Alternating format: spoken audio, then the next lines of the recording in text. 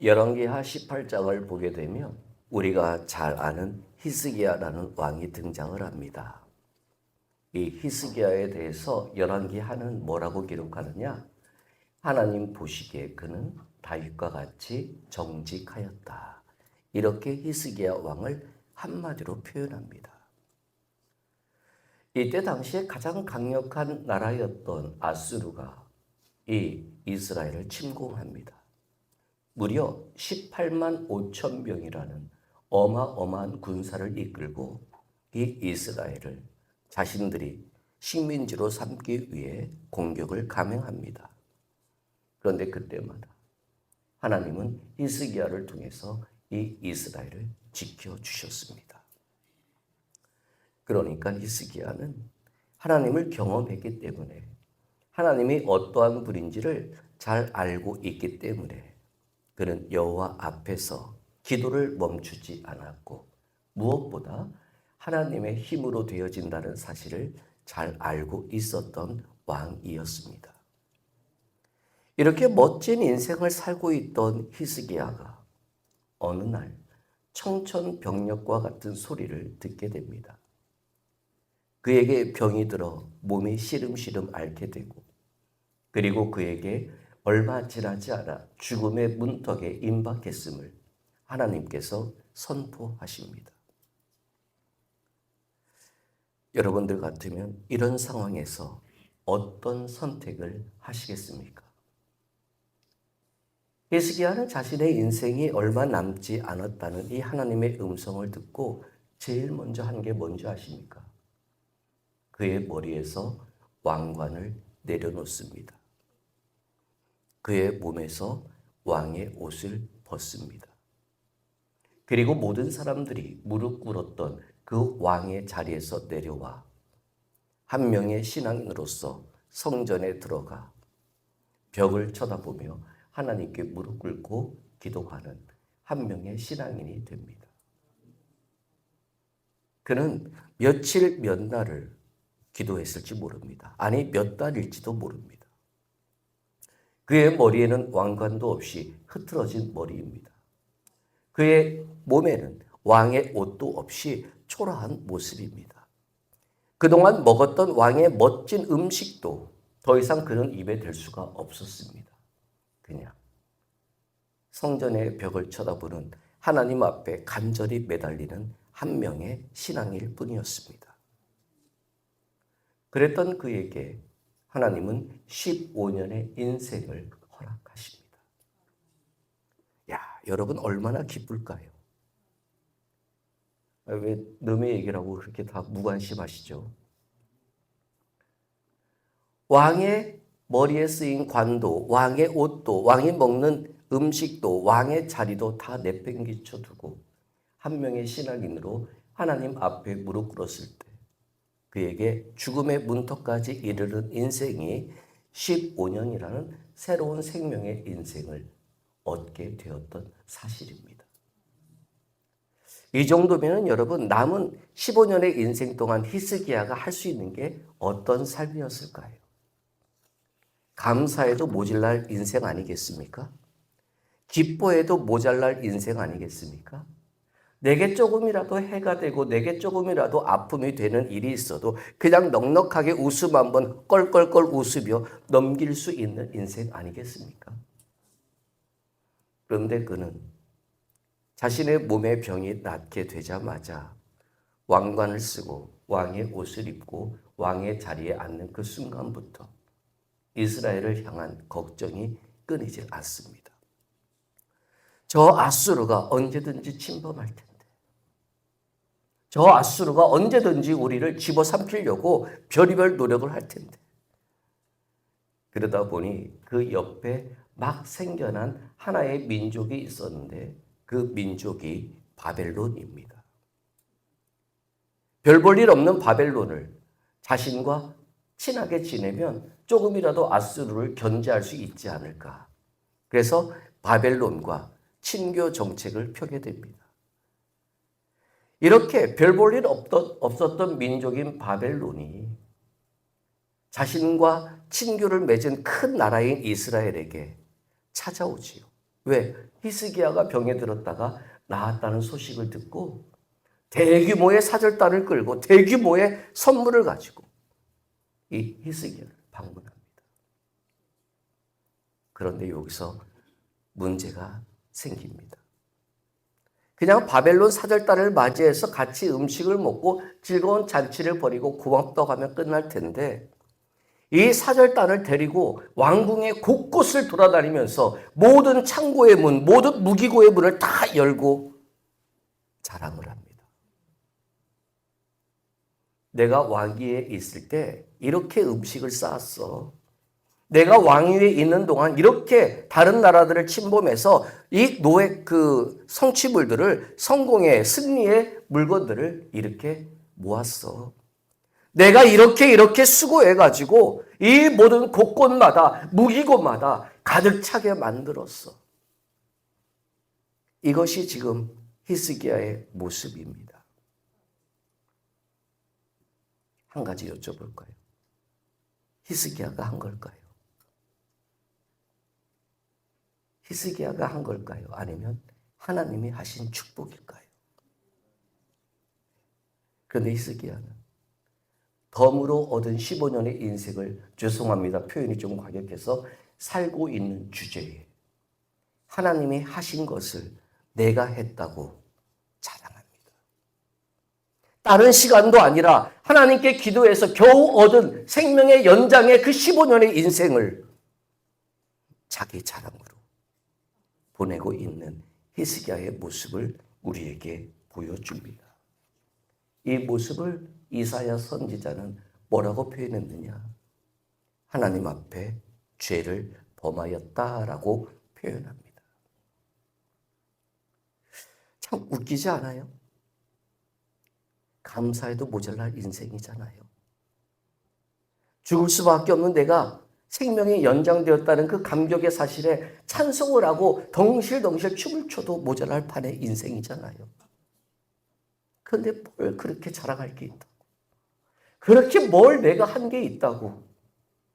하나님께 생명을 덤으로 얻은 주제에 그것이 내가 한 것이라고 이런 자랑을 하고 싶을 인생일까요? 그런데 안타깝게도 그게 우리의 인생이에요.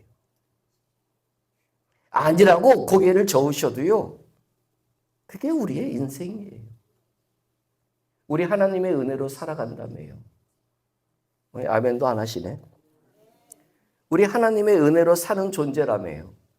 하나님이 동행하셨기 때문에 지금까지 이 모양 이 꼴이라도 걸어올 수 있었다고 말씀하시잖아요.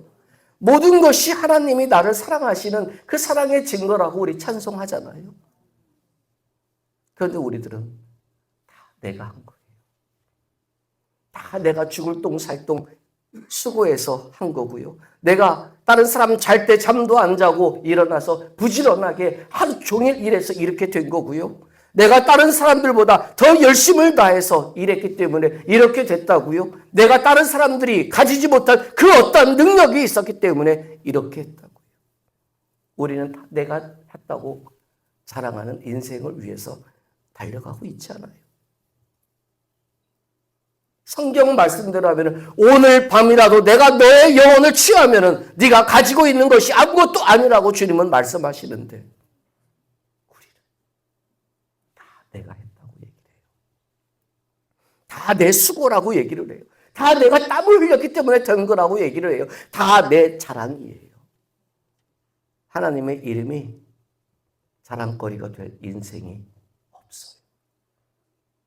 어쩌면 우리는 히스기야보다 더한 인생일지 몰라요. 저는 오늘 본문의 말씀을 통해서 이러한 모습으로 멋진 인생이 뭘까 함께 생각해 보려고 그래요. 오늘 우리가 이 본문을 보면은요, 갈등이 일어나고 있는, 다툼과 분열의 직전까지 이르는, 갈등이 폭발 직전에 이른 상황의 모습을 우리들에게 보여주고 있어요. 오늘 본문의 등장은 세례 요한의 제자들이에요. 이 세례 요한의 제자들이 쪼르르 달려와서 세례 요한에게 가진 불평과 불만을 다 토해냅니다. 우리끼리 말로 한번 표현해 볼게요. 선생님, 얼마 전에 선생님이 저 예수라는 청년에게 세례를 베풀었잖아요.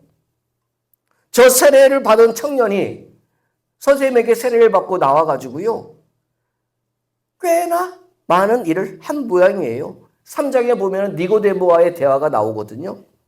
그리고 3장에는 우리가 그 유명한 잘 아는 거 있죠. 복음이라고 하는, 하나님이 세상을 이처럼 사랑하사 독생자를 주셨으니 이는 누구든지 저를 믿는 자마다 멸망치 않고 구원을 얻으리라. 이 말씀을 하고 다녀요. 그런데 선생님 더 웃긴 게 뭔지 알아요? 세례를 준 원조는 우리 선생님인데 세례를 받은 지 몇 달 되지도 않은 저 예수라는 청년이 세례를 주고 다녀요. 선생님이 이 상황을 어떻게 해야 되죠? 감히 선생님한테 세례를 받은 저 사람이 원조격인 선생님의 세례의 자리를 빼앗고 다녀요. 오늘 본문을 보면은요, 예수가 세례를 주는 곳은 요단 강가라고 나와요. 그런데 요한이 세례를 주는 곳은요, 살렘 쪽, 지금 얘기하면 예루살렘 쪽 에논으로 나와요. 원래 요단강에서 세례를 주던 분은 선생님이었는데, 요단강은 선생님의 자리였는데, 저 친구가 선생님의 자리까지 빼앗아 버렸어요. 근데 기분 더 나쁜 게 뭔지 아세요, 선생님? 선생님 앞에 그동안 몰려들었던 수천 명의 세례받을 사람들이 이제 선생님보다 저 사람에게 더 많이 가요. 여러분, 이 상황이 이해가 되세요? 제자들은 당연히 불만이 있지요. 제자들은 당연히 투덜거릴 수 있지요. 원래 세례하면 요한인데 그 헤롯 왕 앞에서 그 누구도 할 말 못했던 시대에 헤롯 왕의 잘못을 지적하고 헤롯이 패륜을 했음을 지적하면서 지금도 불사하고 외쳐야 할 말을 외쳤던 사람이 세례 요한인데, 세례 요한의 손을 통해서 요단강에서 세례를 받은 사람들이 수천 명, 수만 명이 될 수도 있는데 자신의 편안한 집을 버리고 광야 동굴에서 낙타 털옷을 입고 석청을 먹으면서 가진 고생을 하며 복음을 증거했던 사람이 세례 요한인데,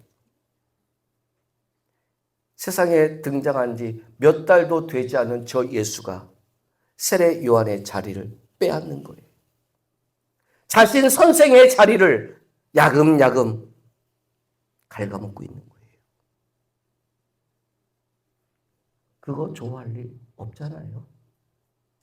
세례 요한의 제자들로서는 상당히 기분 나쁠 일 아니겠습니까? 그런 얘기를 듣고 세례 요한이 한마디 합니다.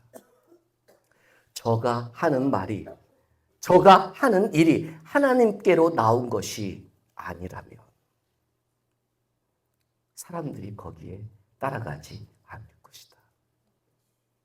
이야기는 뭐예요? 예수가 하는 모든 것이 하나님이 하시는 일이다. 이 선포를 하는 거예요. 여러분, 그 말 하기가 쉬웠을까요? 세례 요한으로서는. 세례 요한이 예수보다 6개월 빨리 이 땅에 온 사람이에요. 나이도 비슷해요. 그런데 예수는 30살에 비로소 역사의 전면에 등장했지만 세례 요한은 어쩌면 20대 초반부터 10년이 넘는 시간을 이렇게 보내면서 수없이 많은 그리스도의 복음을, 회개의 복음을, 세례의 복음을 선포했을지 몰라요. 죄송한 표현이지만 요단강은 세례 요한의 구역이에요. 요단강은 세례 요한의 세례를 줬던 곳이에요. 요단강은 세례 요한과 그의 제자들이 활동했던 주 무대예요. 그런데 지금 그곳을 예수가 차지하고 있는 거예요. 오죽했으면 세례 요한이라고 불렀을까요? 세례의 대명사인 요한이 이제 뒷전으로 물러가고 예수가 세례를 주는 거예요. 그런 상황에서 투덜거리는 제자들을 향해서 저 예수가 하는 일은 하나님의 일이다라고 선포하는 거예요. 이게 쉬운 얘기였을까요? 내 인기가 줄어드는데, 내가 받던 관심이 줄어드는데, 내게 달려와서 주목했던 사람들의 수가 줄어드는데, 나를 향해서 박수 쳤던 사람들의 박수 소리가 줄어드는데, 이 말이 쉬울까요? 저는 이 모습을 보면서 사도행전에 한 가지 사건이 일어나요. 베드로와 요한이 안진뱅이를 일으켰고 베드로와 요한이 길거리에서 복음을 증거하고 예수의 부활을 선포하며 수없이 많은 이스라엘 사람들의 가슴을 간담을 써들하게 만들었을 때 그들은 공회로 끌려갑니다.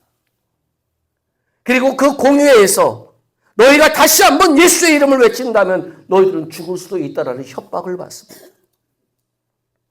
그때 베드로가 한 말, 내가 너희의 말을 듣는 것이 옳은지 하나님의 말씀을 듣는 것이 옳은지 너희가 판단해보라.